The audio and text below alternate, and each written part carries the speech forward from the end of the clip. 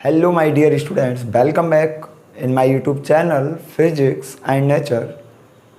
और मैं नरोत्तम सिंह फिर से लेकर आया हूँ आपके लिए आपके अपने चैनल पर एक नया कंसेप्ट है और जो रिलेटेड है किससे, refraction of light through a glass slab. एक ग्लास स्लैब है, उससे हम रिफ्रैक्शन पढ़ने जा रहे हैं किस तरीके से होता है और किस तरीके से उसमें लैटरल डिस्प्लेसमेंट जनरेट होता है, किस तरीके से उसमें पार्श्विक विस्थापन उत्पन्न होता है।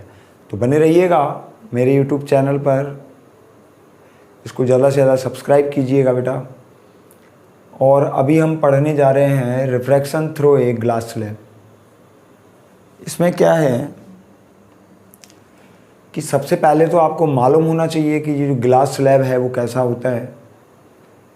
तो ग्लास स्लैब आप सभी ने देखा होगा कि एक कांच का क्या होता है, एक टुकड़ा होता है, एक मीडियम होता है कांच का, और उसी को हम ग्लास स्लैब कहते हैं।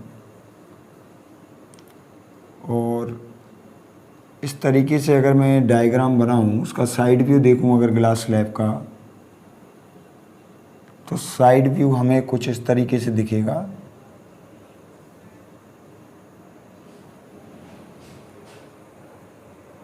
तो ये मैं मान लेता हूँ कि ये कोई क्या है, एक ग्लास स्लैब है। ये उसकी सरफेस है कोई ए बी,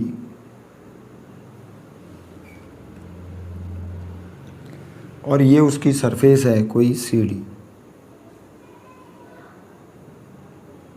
ठीक है बेटा।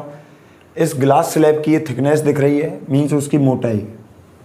और ग्लास स्लैब कैसे रखी है, वो इस तरीके से रखी है, और हम उसको कहाँ से देख रहे हैं, साइड व्यू से देख रहे हैं, जिससे कि हमें इसकी थिकनेस दिखाई दे रही है ग्लास स्लैब की। और ये जो है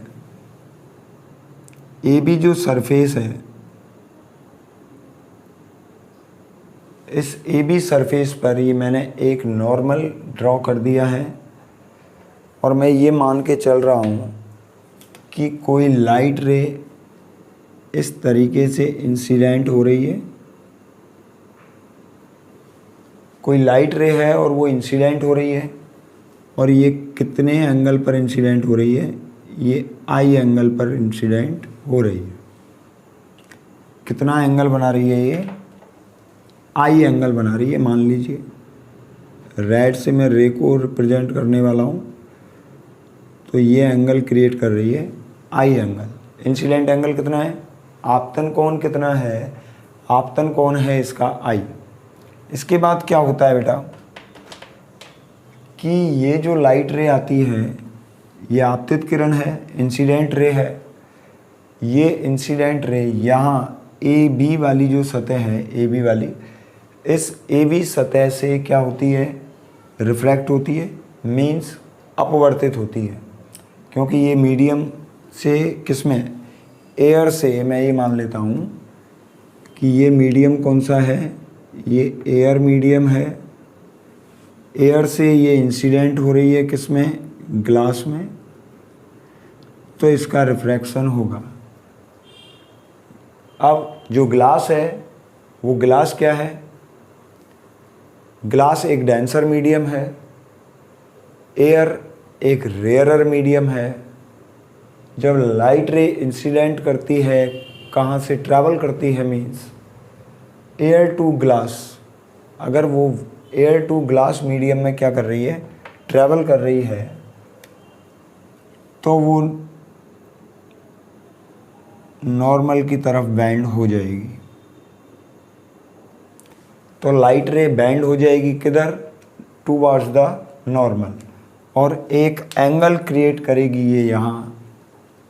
ये कौन सा एंगल होगा, ये स्मॉल आर एंगल होगा, मैं ये मान लेता हूँ। इस एंगल को मैंने मान लिया कितना है, ये स्मॉल आर है। एक बार इसका रिफ्रैक्शन हो गया किससे, ए बी सरफेस से, फिर दोबारा ये इंसिडेंट करेगी किस पर, सी डी सरफेस पर।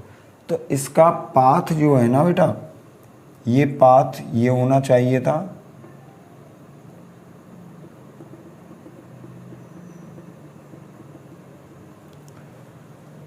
इस रे का पाथ इस तरीके से होना चाहिए था, लेकिन हुआ क्या कि ये रिफ्रैक्ट हो गई, और रिफ्रैक्ट होने के बाद इसका पाथ ये हो गया। तो इसमें दो बार रिफ्रैक्शन होता है, एक बार तो होगा ए बी सरफेस से और एक बार होगा किससे, सी डी सरफेस से। दो बार रिफ्रैक्शन होगा इस लाइट रे का। लाइट रे अब दोबारा यहाँ इंसिडेंट की, यहाँ मैं एक नॉर्मल बना देता हूँ, ये मान लीजिए नॉर्मल है, और इस नॉर्मल पर ये फिर से रिफ्रैक्ट होगी। लेकिन अब जो लाइट रे है वो ग्लास से दोबारा किस में जा रही है, एयर मीडियम में जा रही है। इसलिए ये अवे फ्रॉम नॉर्मल मीन्स अभिलंब से दूर क्या हो जाएगी, रिफ्रैक्ट हो जाएगी, मतलब अपवर्तित हो जाएगी।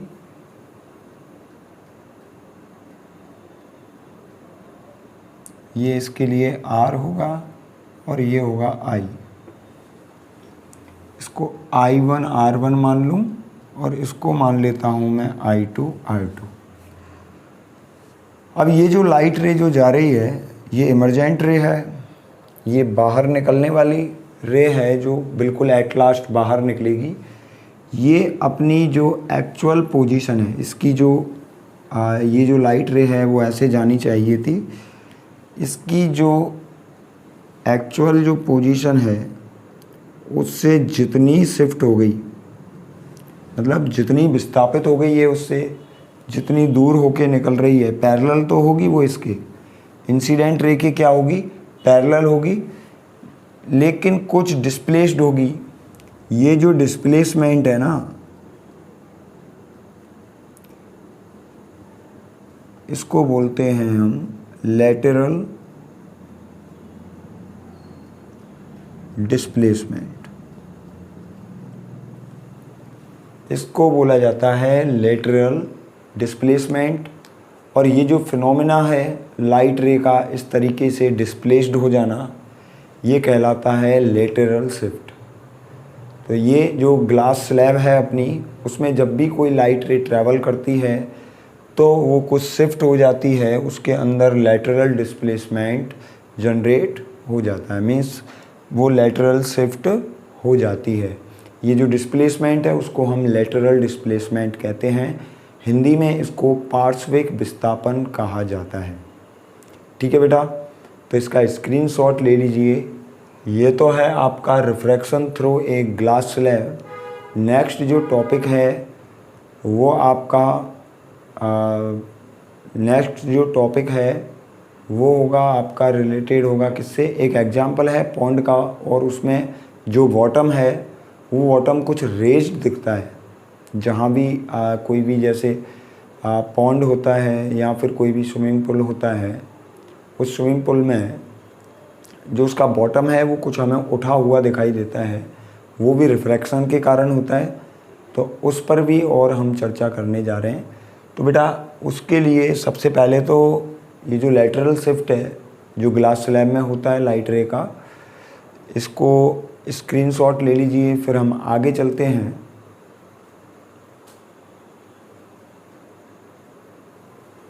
हो गया बेटा, चलिए तो आगे बात करते हैं हम एपेरेंट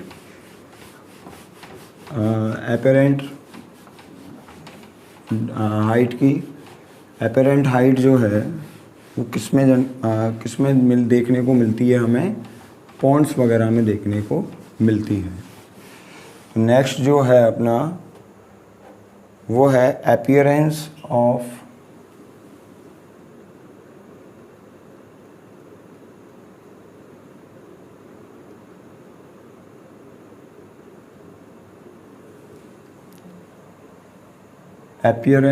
bottom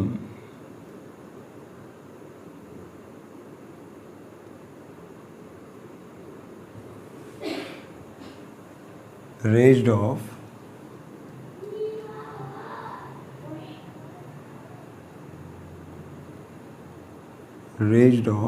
liquid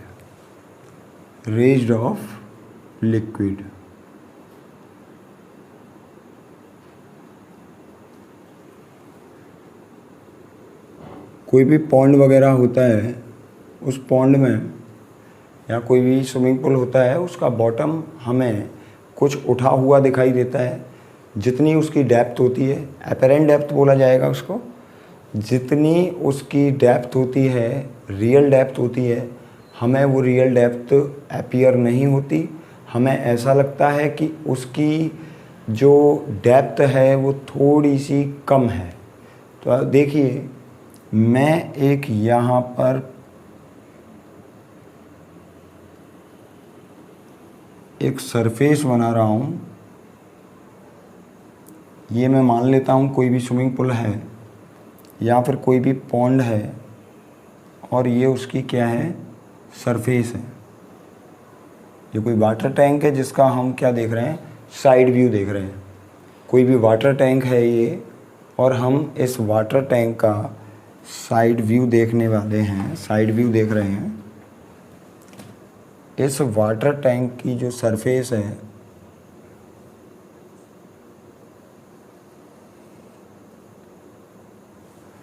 ये हो गई इसकी सरफेस। और यहाँ मैं एक पॉइंट बना देता हूँ, ये मान लीजिए ओ पॉइंट है, और इस पॉइंट को हम देख रहे हैं। ये इसकी कौन सी डेप्थ होगी, ये इसकी रियल डेप्थ होगी यहाँ से यहाँ तक।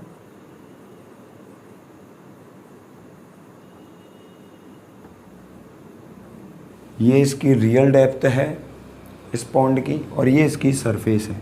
तो हमें ये बॉटम थोड़ा सा ऊपर उठा हुआ क्यों दिखाई देगा? ये बॉटम, हम जब भी पानी को देखते हैं तो उसका बॉटम हमें कुछ उठा हुआ दिखाई देता है। वो ऐसा क्यों होता है? तो देखिए, यहाँ से जो भी लाइट रेज चलती हैं बॉटम से,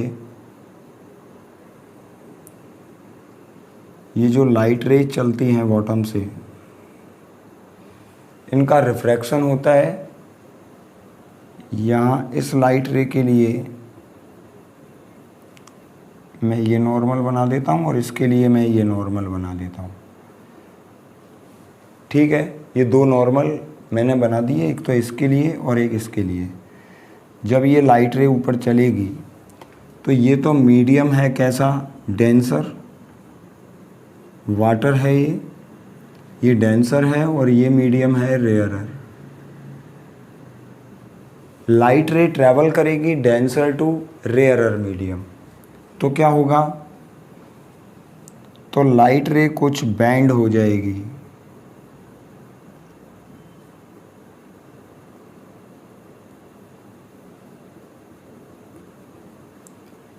लाइट रे कुछ ऐसे बेंड हो जाएगी away from normal. Away from normal ये क्या हो जाती है? बेंड हो जाती है। तो हमें ये जो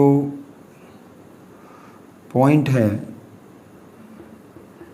जो लाइट रे हैं, वो हमें इस पॉइंट से ना दिखकर इस पॉइंट से आते हुए दिखती हैं। अगर हम ऐसे देख रहे हैं, मान लो हमारी जो आई है वो यहाँ है, ऐसे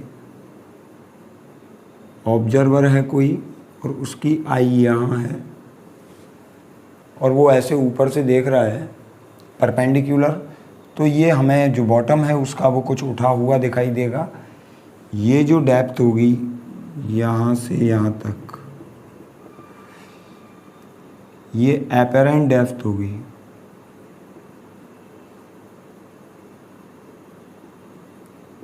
ये एपरेंट डेप्थ होगी, जो हमें इतनी, मतलब ये जो पॉइंट है इसका जो बॉटम है वो हमें यहाँ दिखाई देगा, इस जगह पर। ये जो बॉटम होगा इसका, वो हमें इसका उठा हुआ दिखाई देगा, इसका तालाब का या कोई भी स्विमिंग पूल है उसका। ठीक है बेटा? तो वो किसके कारण दिखाई देता है? रिफ्रैक्शन के कारण। लाइट रे चलती तो यहाँ से हैं, लेकिन वो कुछ बैंड हो जाती हैं, तो हमें ऐसा लगता है कि वो एक अदर पॉइंट से, जो पॉइंट उसके ऊपर है, उस पॉइंट से आते हुए दिखाई देती हैं। ठीक है? अगर ये तो चलो मैं परपेंडिकुलर देख रहे हैं, हम इसको ऐसे ऊपर से देख रहे हैं, बॉटम को कैसे, ऐसे देख रहे हैं, परपेंडिकुलर। ठीक है? परपेंडिकुलर ना देखकर अगर हम उसको ऐसे साइड से देखें, क्या करें, साइड से देखते हैं। मान लो यहाँ से, अब आई हमारी ऐसे है, तो भी हमें वो क्या दिखेगा, उसका जो बॉटम है, उस वाटर सोर्स का जो बॉटम है वो हमें कुछ उठा हुआ दिखाई देगा। मैं ये मान लेता हूँ ये आई है, इस आँख से देख रहे हैं साइड से, तो भी क्या लगेगा हमें, मान लीजिए ये है ओ पॉइंट, तो ये ओ पॉइंट हमें यहाँ दिखेगा इस जगह पर।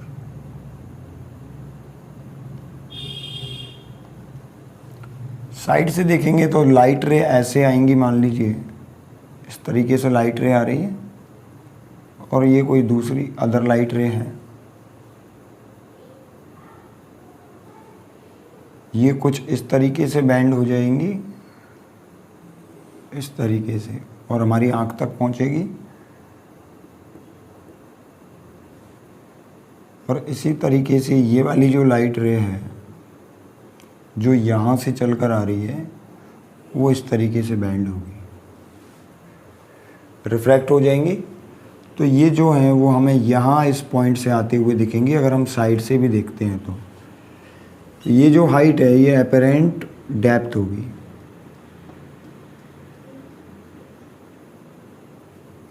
ये क्या होगी, ये एपरेंट डेप्थ होगी। ठीक है बेटा, तो ऐसा होता क्यों है, हमें बॉटम क्यों उठा हुआ दिखता है, क्यों ऐसा अपीयर होता है कि वहाँ उस जगह पर कम गहराई है तालाब में अगर हम देखते हैं, क्यों, क्योंकि वहाँ रिफ्रैक्शन हो रहा होता है। रिफ्रैक्शन के कारण ही हमें कोई भी तालाब है या कोई भी रिसोर्सेज हैं किसके, वाटर के, उनका जो बॉटम है वो हमें कुछ उठा हुआ दिखाई देता है। तो बेटा इसका स्क्रीनशॉट ले लीजिए यहाँ तक।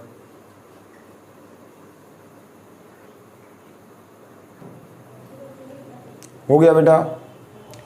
तो उम्मीद करता हूँ आपको ये जो दो एग्जाम्पल्स हैं ये कुछ समझ में आए होंगे, रिफ्रैक्शन कुछ थोड़ा बहुत क्लियर हुआ होगा। तो बेटा बने रहिएगा हमारे YouTube channel physics and nature में, और ज़्यादा से ज़्यादा इसको शेयर कीजिए, सब्सक्राइब कीजिए। मिलते हैं फिर अपने नेक्स्ट वीडियो में, और जो अपना नेक्स्ट जो वीडियो है वो है टोटल इंटरनल रिफ्लेक्शन पर आधारित है। तो वो जो टॉपिक है वो काफ़ी अच्छा और कंसेप्चुअल टॉपिक है, बिल्कुल बने रहिएगा, उसको मिस मत कीजिएगा। हम उसको कुछ एग्जाम्पल्स के साथ में समझाने वाले हैं, और आपको यहाँ हम बोर्ड पर बिल्कुल प्रैक्टिकली क्लियर करेंगे टोटल इंटरनल रिफ्लेक्शन को। तो बेटा अगर आपने अभी तक सब्सक्राइब नहीं किया है चैनल तो इसको सबसे पहले सब्सक्राइब कर दीजिए, वरना आप समझ ही नहीं पाओगे कि क्या होता है टोटल इंटरनल रिफ्लेक्शन। उसको समझना है अगर आपको कंसेप्ट को बिल्कुल बारीकी के साथ, तो अभी इसी टाइम हमारे चैनल को सब्सक्राइब कर दीजिए। मिलते हैं फिर नेक्स्ट वीडियो में टोटल इंटरनल रिफ्लेक्शन के साथ।